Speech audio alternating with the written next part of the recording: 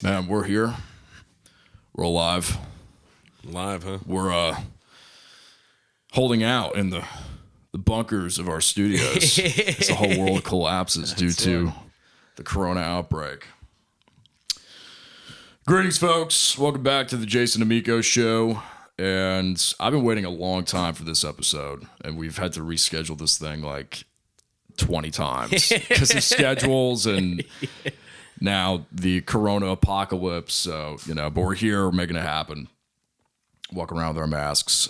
Very good friend of mine for years. He's by far one of the most talented guys that I know in the Triangle area of North Carolina when it comes to sound engineering, live sounds, writing, production, recording, specifically in the metal and rock genres.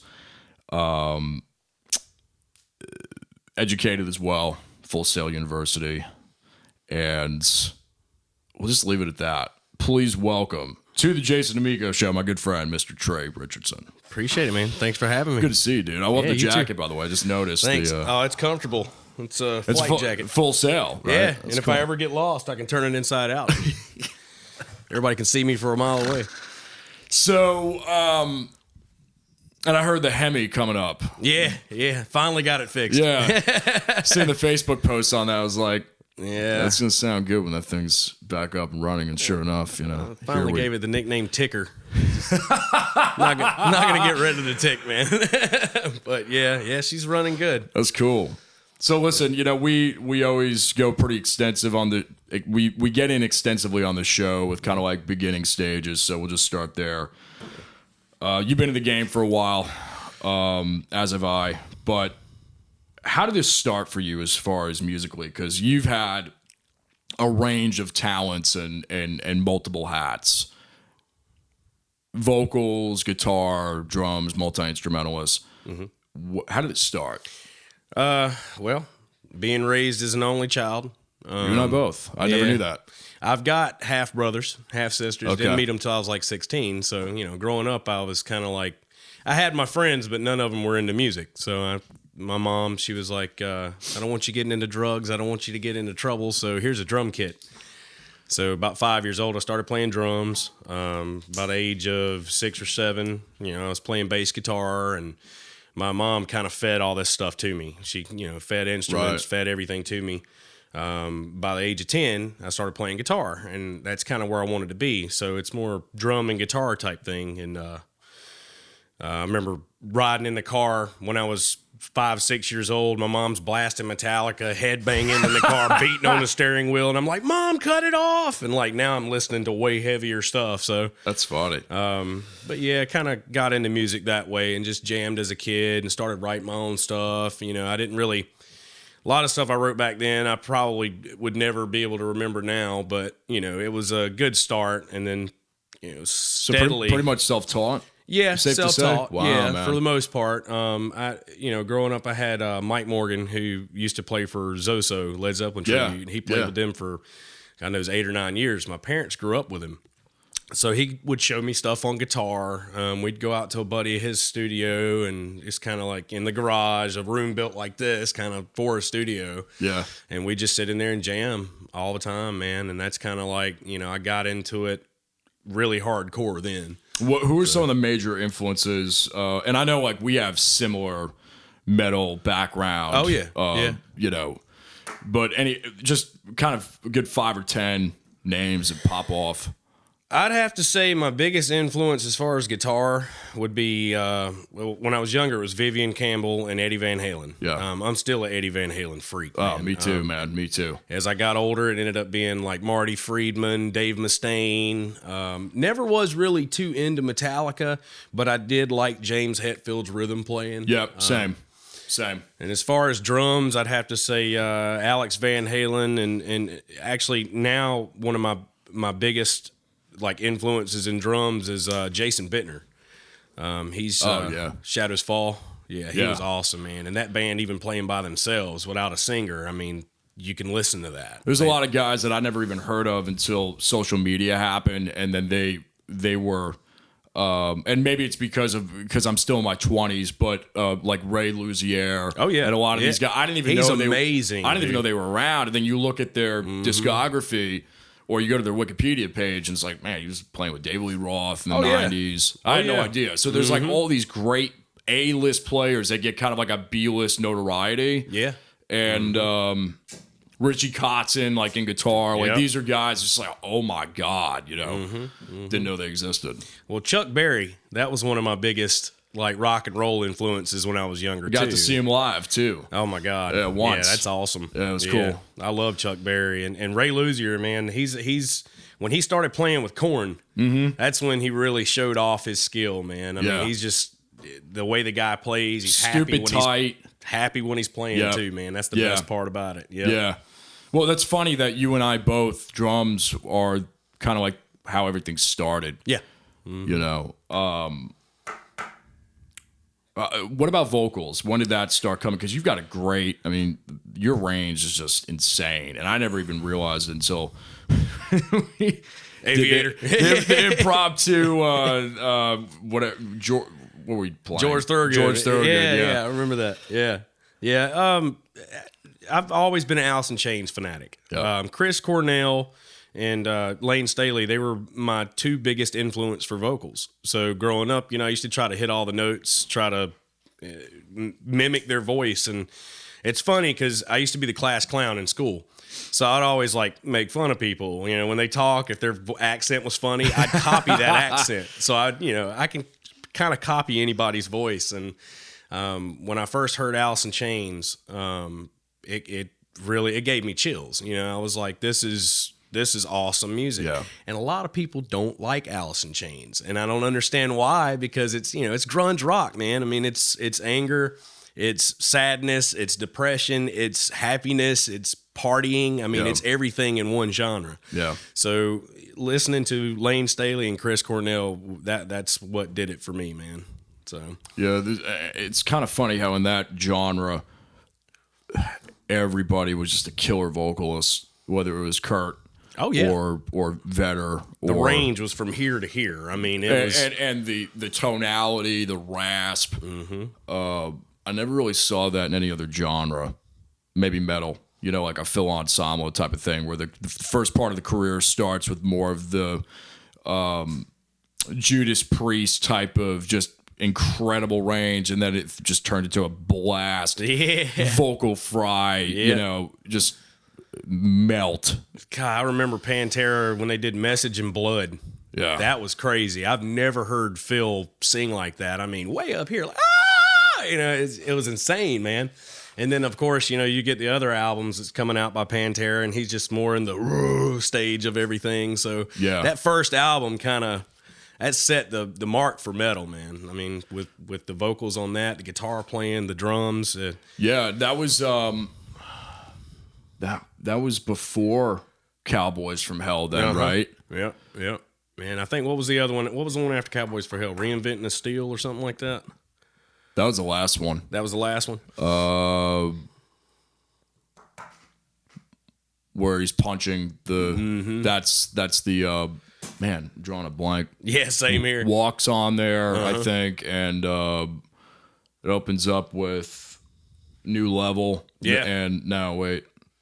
Oh my God. Mouth for War. Yeah. Mouth for War. I remember that. I'm giving 5 more seconds on this, and then we're Googling it. I cannot believe this. I mean, this is like one of the most listened to records in my Yeah, I'm life, drawing a blank on it. I'm drawing a blank on it. It was Reinventing the Steel was one. That's Far Beyond Driven came after the one that we're talking about. Dude, this is embarrassing, man. That happens, man. There's so many albums out there. That is incredible. Yeah, Pantera was a big influence. Pantera had to have been a big influence because the metal stuff that we're writing now is. I'm gonna have to Google it. I can't believe this. This is ridiculous, man.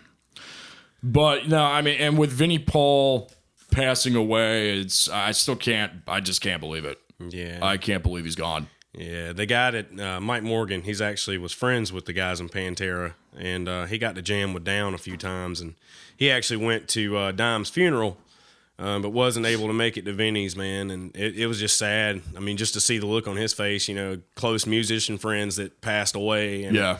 And it seems like, was it last year or year before last, musicians were dropping like flies, man. I mean, they were just a lot of the big. We lost, I think it was like in 2017 or something. We lost Ray Manzarek and John Lord in the same year. I was like, you've got to be. I mean, these are like my two favorite rock key organist players, and it's just like gone. Yep. Better do good in this world because we got to. Time's running out. Well, yeah. I mean, what kind of world are we going to leave for Keith Richards?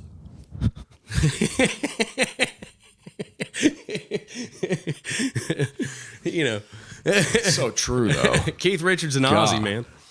So now we're literally going to punch ourselves in the face like the album artwork, Vulgar Display of Power. Vulgar Display of Power. God, that was it. Freaking idiots, man. Yeah. Yeah. So that came out in '92. Far Beyond Driven was '94, which is that. Dude, that one is just so brutal, man. Yeah. Oh, it's so good. Yeah, so I loved it. good. I mean, they didn't have the way Pantera wrote everything and the way everything was produced. The only thing I'd have done different was stop cutting out the mids in the mix. Have you noticed that? Like all the instrumental mids are just cut. There's no mids. Yeah. But the way it was produced, the way it was written, the drive that all the albums have. I mean, they didn't write one bad album, and you don't find bands anymore that do that. They can write a whole album and people can just click play and listen to the entire thing. Now everything's singles, which is good. The single market, it's gotten better doing singles because of media, because of the internet, because of being able to download music online. That really changed the music industry. So that's something we have to follow now. Oh yeah. And it's hard to make a living now with writing and producing. Well, let's see what happens after this. This is another curve. Yeah, it's gonna take a while for a jump start. Well, we'll segue into your education and background with Full Sail. Mm-hmm. Because I think there were some folks that came in. I remember you talking about Sylvia Massey. Oh yeah, she came in. I think did a master class there at one time. Mm-hmm. And, just talk a little bit about Full Sail because it's obviously one of the most prestigious around. Yeah, it's competition with Berkeley. And what's funny is we actually have done some stuff with Berkeley. So Full Sail and Berkeley has actually worked together on a few things. But for the most part, they are two competing schools. Yeah. So Full Sail was kind of my buddy Dennis Brown that used to work with me in the studio. We did stuff together. He's a producer and he's an engineer who's awesome, who lives in Lenore now. So cool. He was like, I want to go to Full Sail. And I was like, let me think about that. So I ended up joining Full Sail, and the instructors there, they're awesome, good people. If you have any questions, they always answer your questions. They're always there to help. And even after you graduate, you can go back and take classes, updated classes for free. That's cool. You don't have to pay for it. That's cool. And they're still there to help you.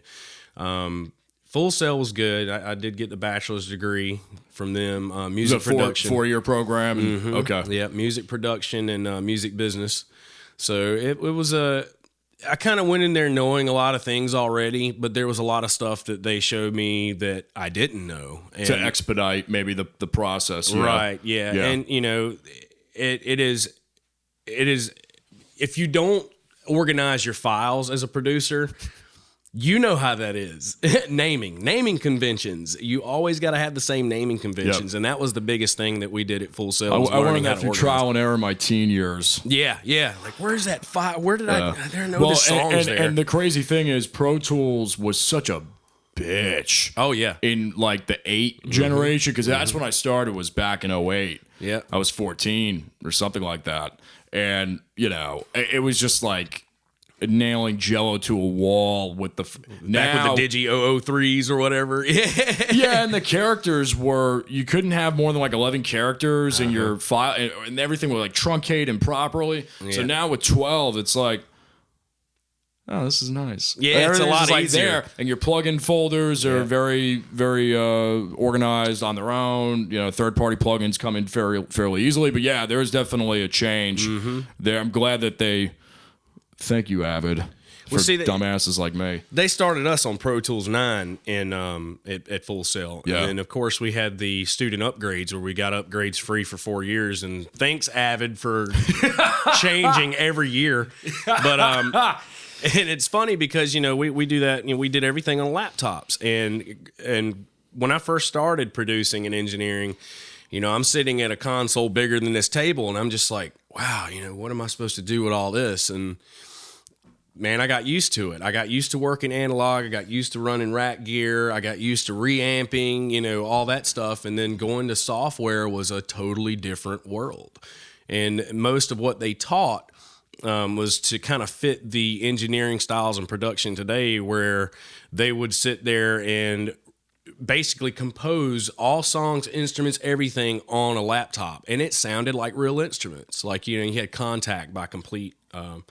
Contact was really good because you can do horns, you could do violins, you could do whatever. Right. But it was a good school, man. I mean, I learned a lot. Ended up graduating the third highest in my class. Every year that I made straight A's, 100s in classes, they would give me a scholarship each year. Wow. So cool, instead of man. owing 90,000, I rolled up out of there owing like 48. So it's not bad. Yeah, it made a big difference. And I think I was mostly prepared to go to that school from high school. I mean, middle school I was in band.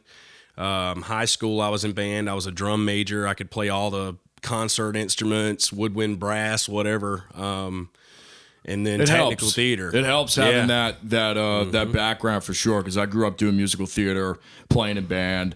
I hate reading, still hate reading to this day. Yeah, sight reading especially. I love reading books, but as far as, sight reading, it's just, it's like on the spot. It was never really a passion of mine. Right.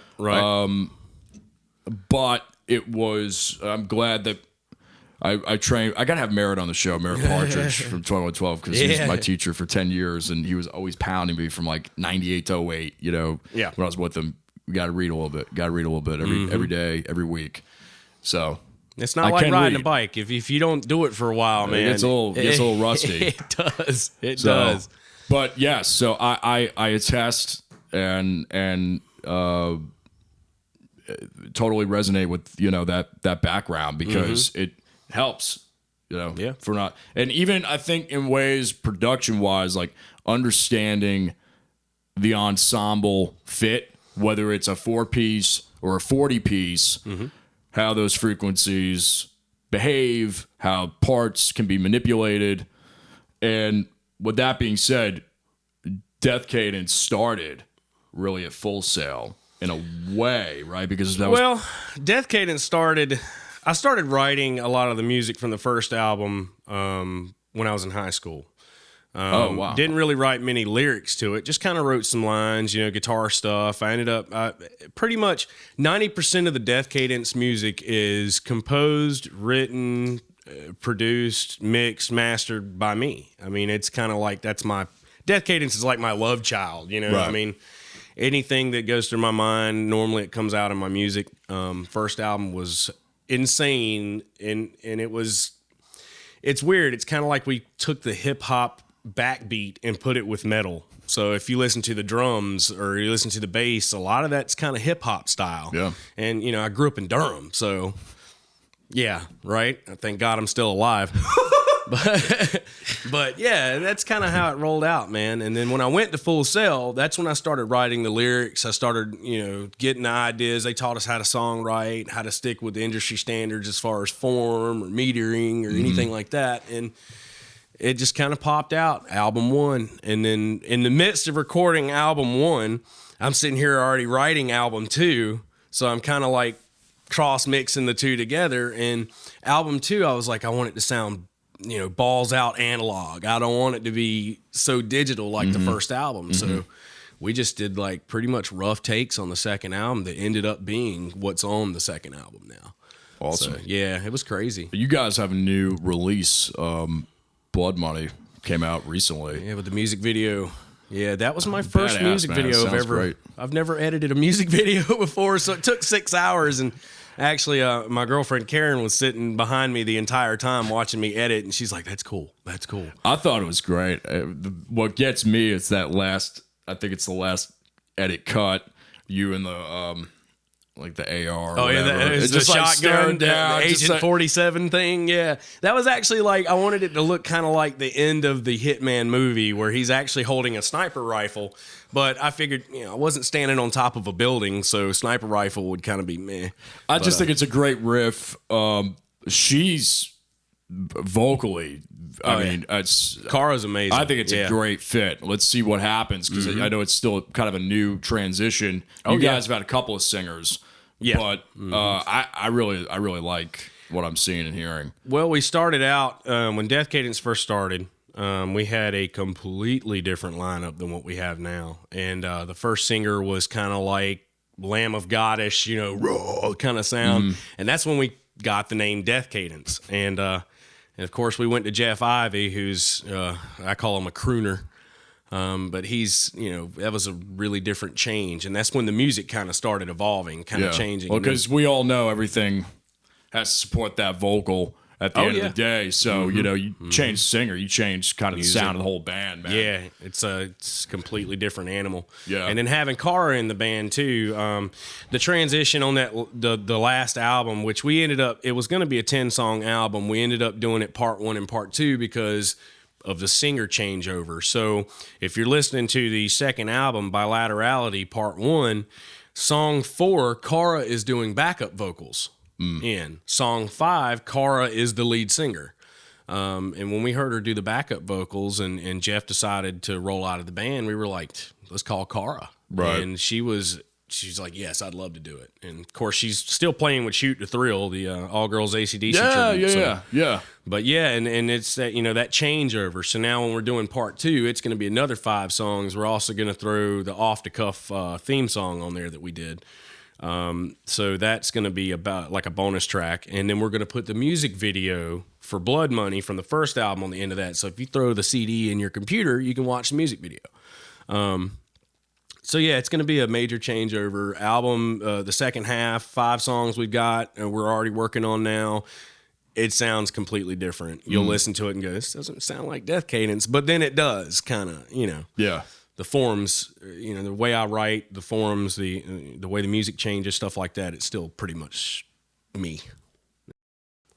So, you and I, again, share kind of that multi-hat lifestyle, whether it's by choice or by necessity.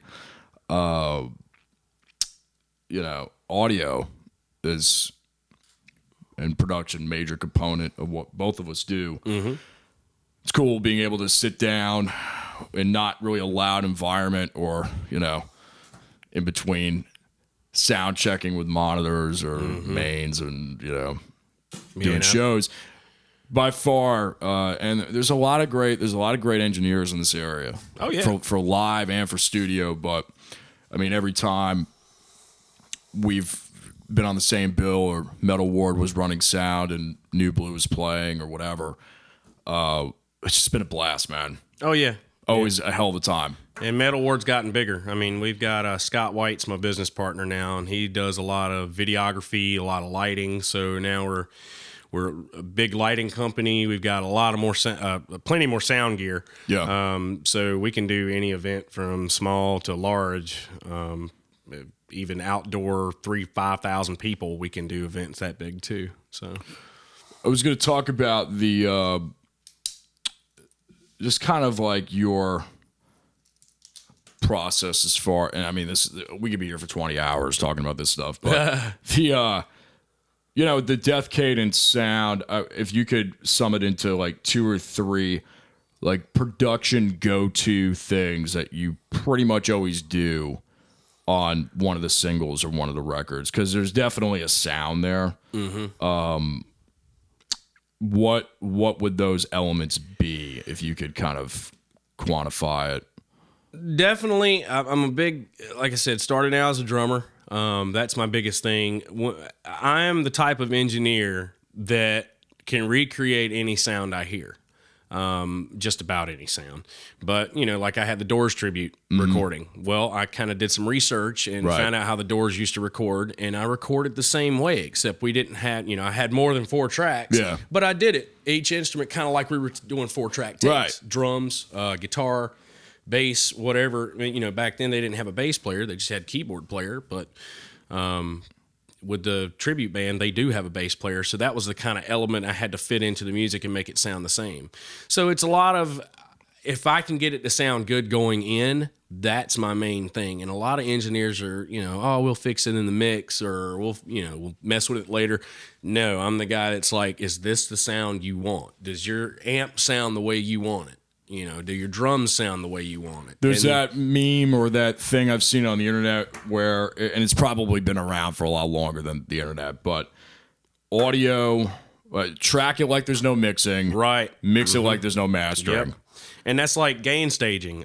Sometimes I'll gain stage the same way I do a lot of them, which is, I try not to go above a certain point. I try not to go below a certain point, try to keep the noise floor at the bottom. And then there's sometimes I'll keep the faders on 0. And if I'm recording a band live, I'll get the gain like the mix that I want. Right. Okay, bass is a little low, so we're going to pop it up a little bit. And then at the end of the day, I don't even have to touch the faders if it sounds good. Yeah. That's just the way I am. I like to capture musicians at their best, capture sound at their best, and just beef it up. That's the best it. Just get and I'm the same way. Like, get the performance, do as much as you can possibly before you have to get into that mixing phase. And again, I think it just comes back to that similarity in analog. Yeah. Like just how you don't really realize, and a lot of the guys in this day and age that kind of grew up with the garage band or the Fruity Loops type of thing, and I'm not knocking it. It's just like even on very digitized music, when you add that analog element, it's just like what in the world? Different. Yeah. Yeah. Yeah. Yeah, and that's that's the way I feel about studio stuff. You can't recreate, or you can't fix mood in a mix. You can't get that mood element fixed in a mix. If it's not there when you record it, it's not going to be there. Great point. Yeah, you have to have the mood. You have to have the element. That's the main key. What can you elaborate on that a little bit? Like, what comes to mind with that? That's I want to stay there for a second. That's like really artists that come in, say vocalists. Vocalist is your main mood key. Yeah. And drummer too. If you got drummers that are balls out the entire song, and then you've got some that throw in the dynamics.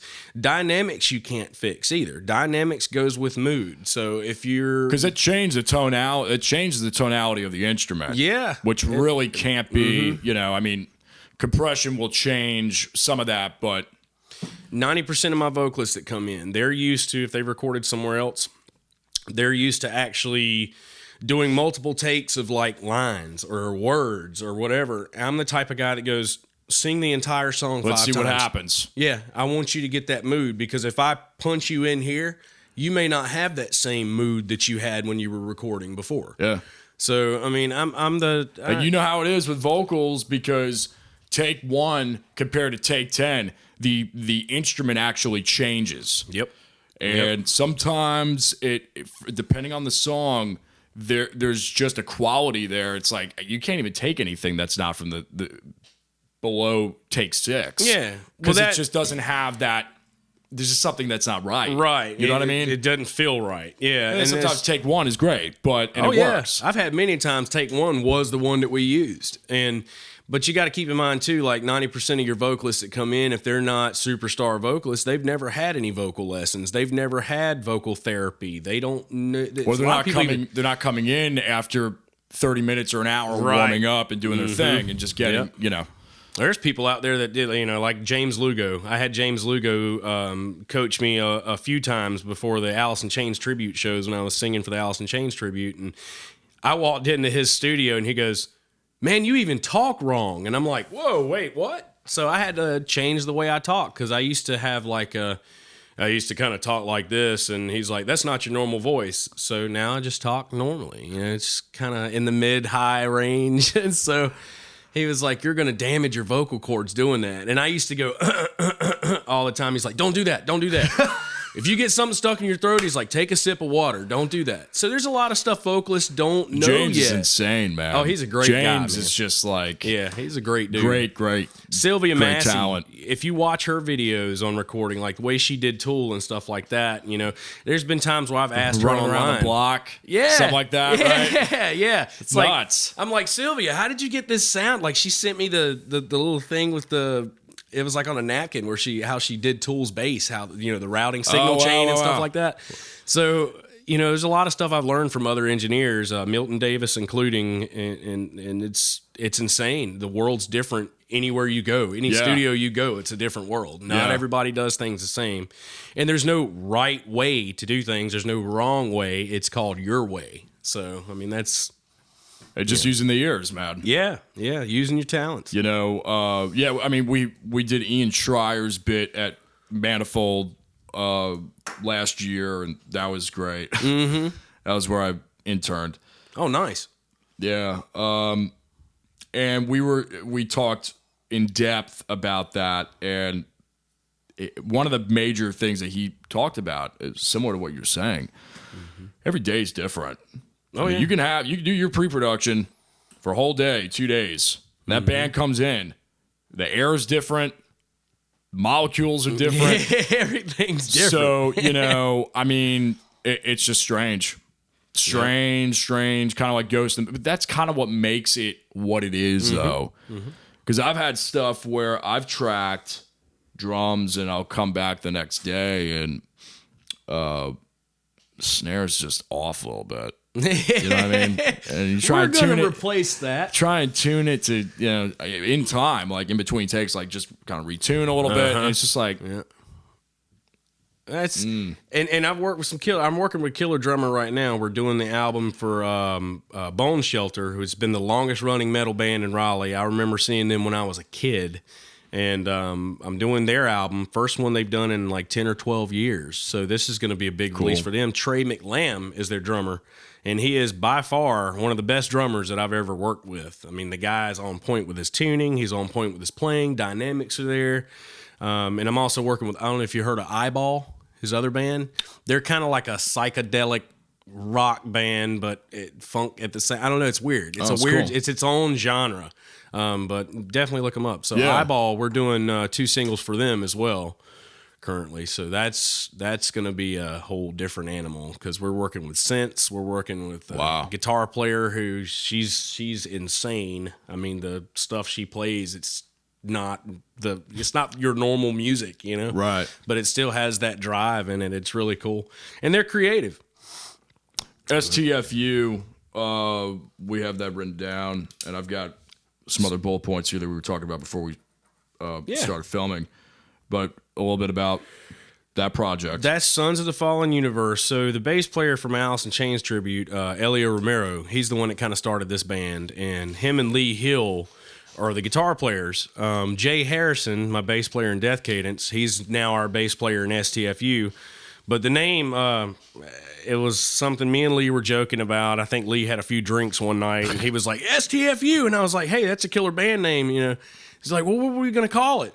So we decided Sons of the Fallen Universe. But we ended up getting a female vocalist in that band, too. And she's working out really good right now. But it's all original. It's thrash metal. I play drums in this band, so back on the kit, man. It's fun. We're writing. We're up to, I think, 5 or 6 songs right now, but we're trying to come out with a whole 10-song release, which I want to release singles, but they want to do a whole, first album, they want an album. So we're going to be doing that. So I'm producing and engineering that as well. In that world, you can kind of get away with it. Oh, yeah. And it's killer music, man. It's headbanging killer music. And I hope sooner or later, once we release everything, that people enjoy it. Because it's a different monster than Death Cadence, that's for sure.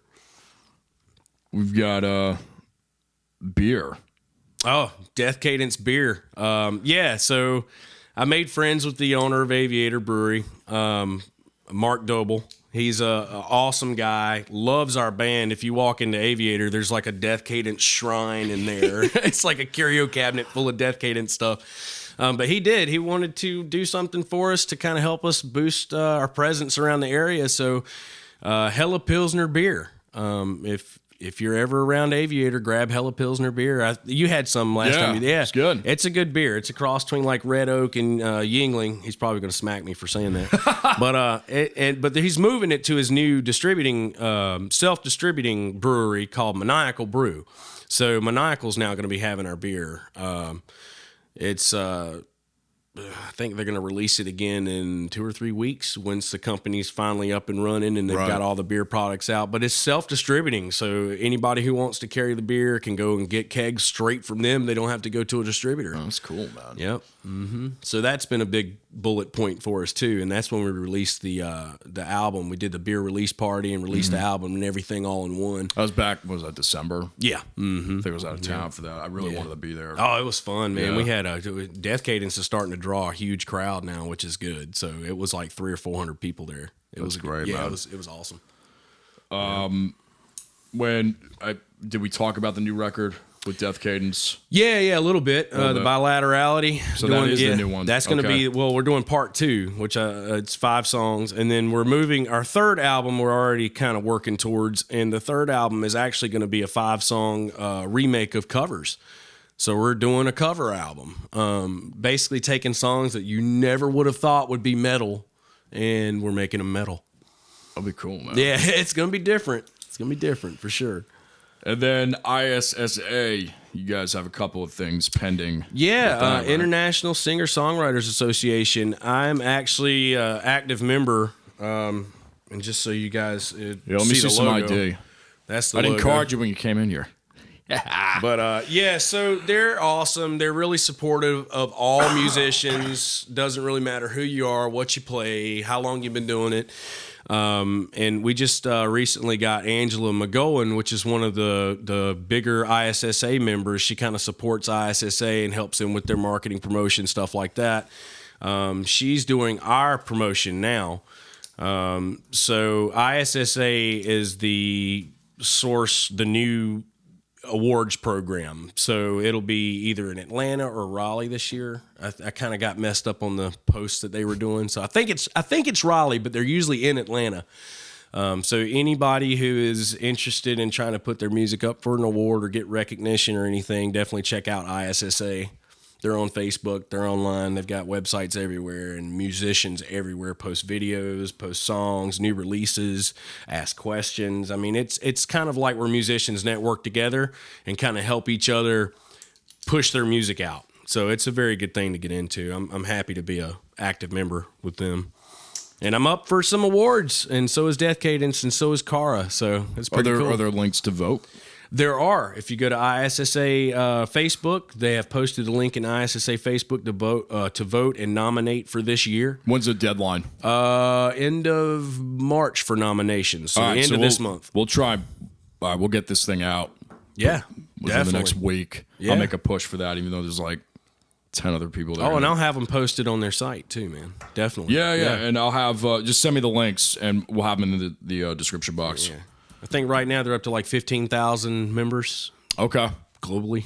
Yeah. That's cool. So, future plans as far as, and I've got a couple other major little questions here at the end. Major little. I don't know. That's kind of like a contradiction, but major things that don't take much time. Right. Future plans before we get to that, just kind of like, let's say 5-10 years down the road. Keep writing. Assuming Corona doesn't kill us all. Assuming I don't drink them all. But keep writing. That's what I tell everybody. Keep writing. Don't ever stop writing. When you stop writing, that's when the creative bone kind of gets a little brittle and people end up not listening to you as much because you're not pushing out new material. What is your writing process? I forgot to ask you that earlier. Writing process, usually start out with music. Yeah, same way. And then I kind of, whatever mood the song is to me, whatever feels good, I write lyrics as far as kind of to the mood of the song. And everything I write lyrically, it's either about my life, it's about, politics. We're a lot like Megadeth. We'll write stuff about anything that moves people. And I even had a song written about a friend who had a cocaine addiction, and so many people were like, "Oh my God, this song hits home to me," and that makes me feel good. I'm like, this is a song people can relate to. It's not a good song to relate to, right. but it helps. It's all a mind thing. So it lets people know there was somebody out there who felt the same way, and helps cope with situations. That's my process in writing, something that people can relate to.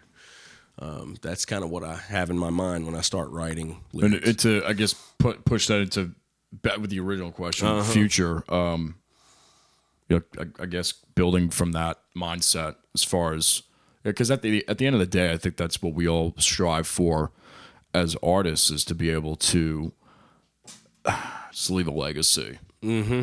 Yeah. Become a memory. Yeah. Yeah, because you're never a legacy until you're dead in rock and roll. So once you die, then you're a legacy. But I'm the same way, man. I want to leave something behind. And the thing about music, and this is what I tell people as far as recording too, like especially clients that come in, I'm like, you may think that you're spending a lot of money, but think about it this way: this is something you're gonna have that's never gonna expire. And it's never going to end. It's always going to be there. You have made your mark in history right there. So, it's money well spent. Anywhere you go, as long as you got a good product, a good outcome with your product, you're happy with it, it's never going to expire. It's there. People are going to remember it. So, well, hopefully people remember it. But, yeah, you know how that goes. Yeah. It's a lot of bullshit in this business. It is. And you don't bring politics into the music scene. If you want to keep it on your Facebook profile, that's fine, because it's not your band profile. Right. Right. But politics has been changing the music scene a lot. So. It's, and the political thing, some people, they have no problem putting it in their music. Right. They have no problem at all putting it in their music. Me, I don't know, man. It's just like, if you're going to do it, fine. But if you're at a show, you could ostracize 50% of your audience. Yeah. Right? Because you don't know what environment you're in. I ran sound for Aaron Lewis, and Aaron Lewis got up on stage, and I didn't even know who the guy was. He brought a pig cooker to the show. He's out cooking a pig. I'm eating a barbecue sandwich. Like, hey, man, this is really good stuff. Come to find out, it's freaking Aaron Lewis. And Aaron Lewis gets up on the stage, and he's wearing this Trump hat, and it said "Make America Great Again." And as soon as he walks on stage, half of the people in the audience just booed him and left.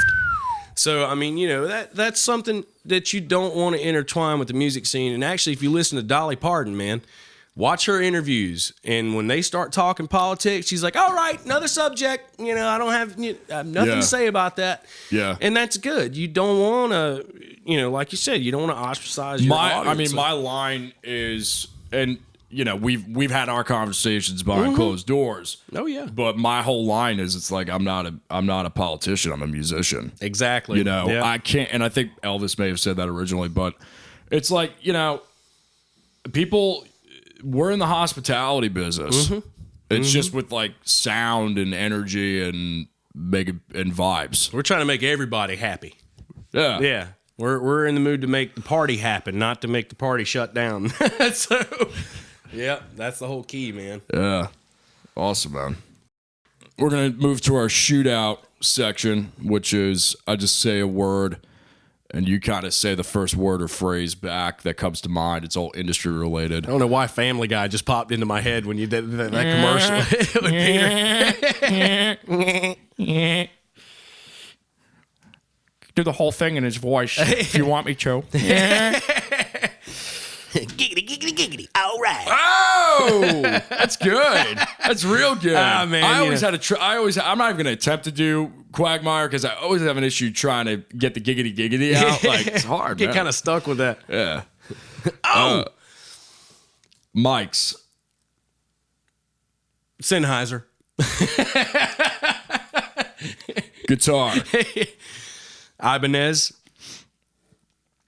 Yeah. I'm not gonna argue with that. Yeah, hey, They're doing well, man. They're or doing EVH too, and I do use a Steinberger, so I'll say Steinberger. Oh boy, Yeah, one of those guys. Toothpick guitar. Bass. Les Claypool. Woo! Yeah. Tommy the Cat, man. Oh my God. God. Yeah, I was watching that the other night, and just to watch him playing that is like nasty. Hurts my hands thinking about it. Snare. Rock 9. I don't know why that just popped in my head, but that's my favorite snare. Premier Rock 9. Kick. Pantera. I don't know why that popped in my Yeah. head. Kicks, Pantera, wooden beaters, man. Toms. Alex Van Halen. Yes, sir. That's the Tom Master right there. Cymbals. I am a big fan of Peisty. You and I both, my Yep. friend. I'll show you the kit before you leave. Oh, yeah. Vocal. Lane Staley. Yep. Amp. I don't use them. Not anymore. Not anymore. Yeah, I'm all head rush now. So, yeah. I've got a Kemper. And I saw that. It's done some work, man. Yeah, man. I use it a lot. They're awesome. Acoustic. I'm a big Martin fan. Nice. If I have an acoustic guitar, They've it's a got, Martin. to me, they've got the richest mid-range Oh, out and of all of they them. never lose their value. Nah. Mahogany, too. I mean, whew, good guitar. The Ed Sheeran, my buddy Maverick Rose, he's got like an Ed Sheeran one. You can freaking fly on that thing, man. Oh, man, like butter. It's like a 3/4 inch scale, and it's just like, it's just like, oh my God. Yeah. Compression, or favorite compressor, or if like, the island, stuck on an island compressor. Favorite compressor would be the Dirty 630. I call them a Dirty 630. The 30, Elisa's 3630. Okay. For some reason, Wow. it's a cheap compressor, but they just sound nasty. And Nice. especially when you're working in metal music, I mean, they sound Fast nasty. release, maybe, just Yeah. kind of like really distressor-esque. Yeah, but yeah. I've got a couple that Dick Hodgen gave me, and they're actually. We gotta have Dick on the show. I gotta reach out to him. Thanks for Yeah. reminding me. Oh, he's of an that. awesome dude. Yeah. Man. Good producer. But yeah, EQ, same type of thing. Pultec. I love Pultec Absolutely, EQs. man. Love 'em. I've always been a fan of them. They just got the cleanest sound, and So much you could do. yeah, especially with attenuation and everything. It's Yes. just they're not so sensitive. Yeah, It's a strange thing. I mean, you find yourself just doing a lot with them. Mm-hmm. You could do 1 to 2 ticks, but sometimes cutting out 3 to 4 or 5 ticks, it's just like, damn, that sounds right. Cut the EQs that your instrument's not producing, so that way you got room. Yeah. Do it with tubes. Yeah, exactly. Get another round of analog on that puppy. A little more hiss. Good. Yeah. Reverb. Reverbs. Lexicon. Yeah, man. I'm not gonna argue with that. Yeah, Lexicon's been the go-to reverb, and I've built a few reverb chambers myself. Like spring reverb units and stuff like that. Playing around when I was younger, just building stuff kind of out of a Andrew wood Sheps, box. Yes, Mr. Spring guy. Yep. It's Parallel particles. not really my thing, but it's and actually I've been really dry lately. Like the last year, really dry. I don't know why. I don't know. It's the mood, man. It's a mood thing. You go through phases. Yep. Delay. Oh my God, a slap delay, any slap delay. I'm a tape guy. Really, you like the tape? The tape slap. Yeah, like the Kramer tape. Have you used that yet? Honestly, I think it's the believe it or not, I think it's the Pro Tools stock delay plug-in. Nice. Yeah. Was it mod delay or? It's a tape delay. It's just tape delay. It's yeah. Okay. I'll show it to you before Yeah, you leave. I can't even remember the. Oh, I have it right here. There you go. Because I have screen share. I'm a dumbass. Let me look it up. Yeah, we use a lot of different delay stuff. I've been into the Waves plugins now forever. I mean, I've got almost every Waves plugin they make. So using some of the stock Pro Tools stuff as We're far recording, as... so it won't show up. I forgot about that. But anyway, I'll show it to you later. Yeah. Oh, no problem. But yeah, the stock plugins I've used a lot too. Stock plugins, man, they do some work. As long as you know what you're doing, they work. They do some work. And the biggest, I think, milestone for an engineer is when they learn how to use a compressor. And don't forget to hit the bypass button. And when you learn that you don't have to do it in line. Right, yeah. Yep. Parallel, baby. Mm-hmm. That changed my life. Yep, kick and bass. Oh, yes. Mm-hmm. And everything else, too. I mean, just depending on what you want to do with it. It's like Andrew Shep's parallel compresses the mix. Oh, yeah. Let me seriously, like, from this to this. After I learned parallel processing, my whole life changed. Oh, yeah? Like, literally. Mm-hmm. Room mics. Room mics. I'm a big Rode fan when it comes to room mics. I love the small pencil condensers. It's funny. A lot of engineers that do drums, they like to put their room mics up high. They'll use large diaphragm condenser room mics, just like, way up here, probably 2 or 3 foot from the ceiling, maybe 2 foot. Mm-hmm. I like to put them down low. I love to put them down low because I like the sound of the floor. If I hear a room, I don't want to hear slap coming off the ceiling. I don't want to hear these Interesting. So I might try that, man. Yeah, about 2 foot from the floor, a couple feet away from each corner, just kind of angle them in towards your source, man, and they sound great. Pencil condenser is the way to go for that, honestly. Wonder what both would sound like.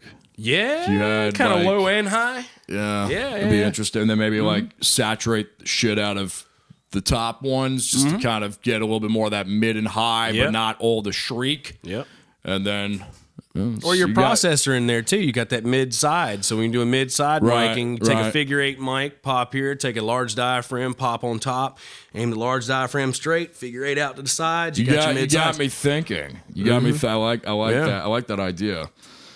So I ask everybody this question at the end: if you could go back in time to your 15-year-old self, knowing what you know now, what would you tell them as far as advice?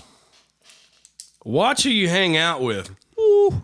Right? Watch who you hang out with. I had a lot of people I hung out with when I was 15 that could have gotten me arrested. So, and it's all fun and games until the cops show up. But if you've got a talent, if you've got something that you're interested in as a life goal or something that you just truly love and desire, hang around with people that support that. Hang around with people that'll make you grow stronger in what you desire instead of hanging around people that's just going to drag you down. And I learned that, growing, I think I was probably about 21 or 22 when I finally decided to drop half my friends.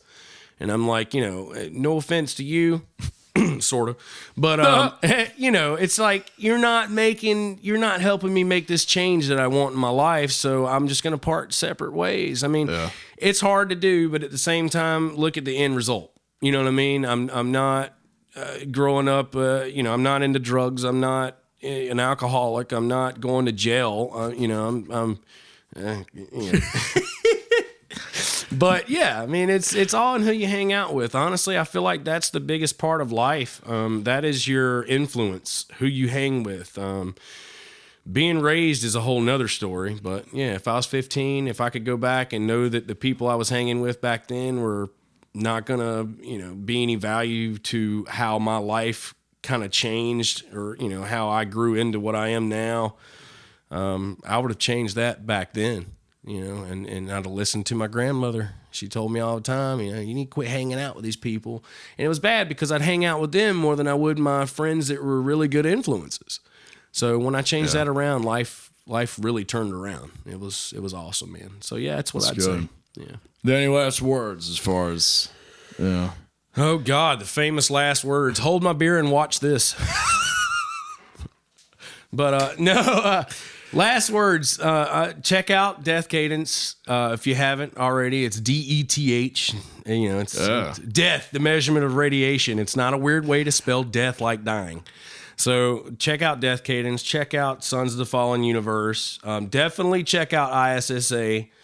Metal Ward Entertainment's here if you guys need anything for production, live sound, studio work, anything you need, we're here for you. We love the music scene. We love working with people. So we're going to continue to do that. And hopefully the company just keeps growing. That's what I want to do. So, yeah. And definitely keep watching New Blue Entertainment over here. Oh boy. Never know what he's going to do next. It's as we've said earlier, it never ends. No, it doesn't, man. And you never ends. stop learning. So No, I'll just say absolutely not. this. Don't stop learning and keep writing. There you go. Good advice. Yeah, keep writing. Good advice, man. Glad you're here. Glad we got this. And just can't wait till we do the next thing together. Oh, Whatever yeah, that man. is. Yeah, I'm excited. Yeah, Definitely. dude. We need to get another show going, man. Yeah, for Definitely. sure. Well, that does her. It. He. Giggity. Whatever. Giggity.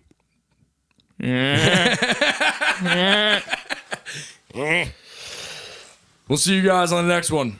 Peace.